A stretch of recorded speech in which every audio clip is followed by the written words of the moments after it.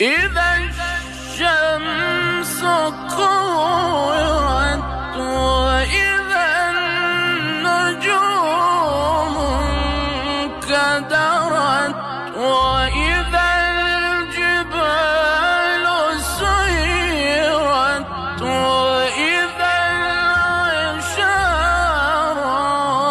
طلت وإذا الوحوش